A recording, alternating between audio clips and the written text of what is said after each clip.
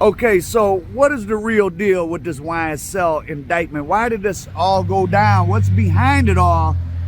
It's so many names, so many events, and I've been trying to piece it together. So they were all one big happy family in Okay. 2013, 2014. And I think it all goes back to 2003 with a guy named Kyle Oree. He came down from New Jersey. He was a sex, money, murder, blood. He started something called Crime Family, like a wannabe record label. It didn't get any traction. He ended up being convicted with some others of ordering the murder of a aspiring young rapper who tried to leave his fold. And for whatever reason, somehow, well, I don't know the mechanism, because remember, it's 03 when he went to when he caught the case. Young Thug would have been like, shit, 11? So he couldn't have known him. But part of the indictment right now against YSL has him on the phone with Kyle Oree, who's doing life in Georgia State Prison for that murder. Who was the boss of Sex, Money, Murder, Bloods. It was a guy that wanted to be in the music industry and got a hold of Young Thug.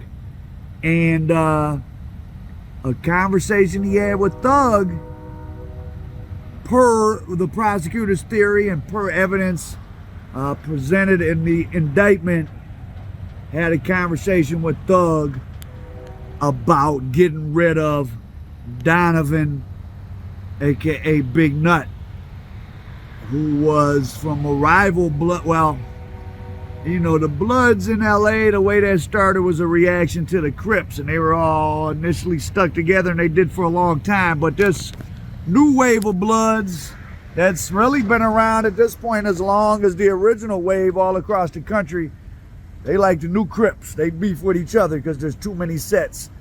And as Donovan Peanut began to get power in the music industry in Atlanta. Developing story this morning, the search is on for the person who shot 3 people, including a 14-year-old. One man died. Neighbors in Atlanta's Castleberry Hill neighborhood heard the gunfire around 7:30 Saturday night. She saw 3 young men on the ground. Atlanta police say a teenager and a man in his 20s were both shot in the leg.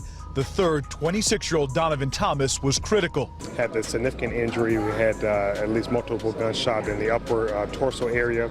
He was rushed to surgery. Thomas died at the hospital. Homicide detectives looked for bullet holes and brought in a police canine to search for more shell casings. They believe it was a drive-by shooting. Police believe the 3 2-adult men and a 14-year-old were targeted. Triple shooting outside this barbershop ended the life of 26-year-old Donovan Thomas. He was partners with Rich Homie Quan's father in managing Rich Homie Quan, and Rich Homie Quan got big a little bit before Thug. He was popping. He got put on the Rich Gang thing. Remember, Rich Homie Quan had Ooh Ooh Ooh, Walk Through. Rich Homie Quan had big hits. And actually, as I go back to listen to them, they're very good songs. I mean, those were good songs. To me, better than Young Thug. You know, whatever, that's personal preference. But Rich Homie Quan had big songs, and then he just went away. Rich Homie Quan's dad and Donovan Big Nut, the murder of whom is at the center of this YSL indictment. That's the rental car that Thug rented from Hertz, that evidence was not suppressed for that. Like a month after the Rich Gang mixtape came out with Lifestyle, which is what really put Thug on the map, and that was primarily featuring him and Quan. Quan's father got shot up, and then in 2015, of course, Big Nut got shot and murdered at the barbershop. Ironically or not, Rich Homie Quan's father was a barber, and he got shot up at his barbershop. Luckily, thankfully, he survived. And then Rich Homie Quan kind of went away and didn't want to deal with Thug anymore.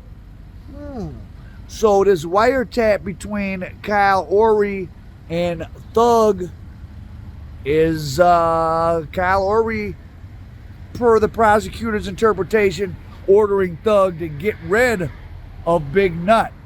And Big Nut is the guy that brought YFN to the people that were, Lucci and his YFN crew to the guy that put I forget who that is, who put the money up for them. So it's like this rival power amongst the Bloods in Atlanta.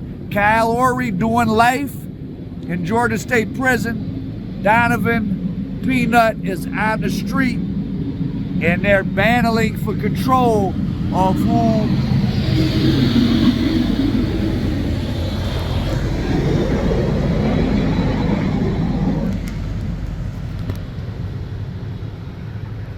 they're battling for control of who's gonna have what turned out to be really big deal artists. I mean, between Thug and Quan and YFN, I mean, $1 billion probably has been generated. Doesn't mean $1 billion in anyone in particular's pocket, but a lot of people have gotten middle class, upper middle class lifestyles out of those couple situations, and then a few people have gotten rich.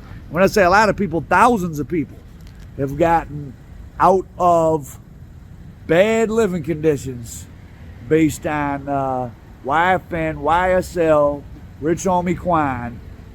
And so I'm going to figure this out more.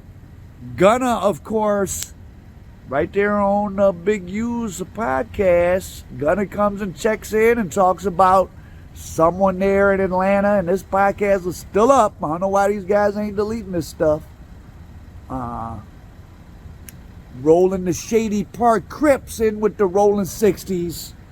And right there on Gunna's Crime Stoppers, he says he raps as part of SPC, the Shady Park Clique, which of course also stands for Shady Park Crips. And YSL is Rolling 60s and Sex Money Murder Bloods. And that's these hybrid gangs causing all these problems and indictments because it don't make no sense.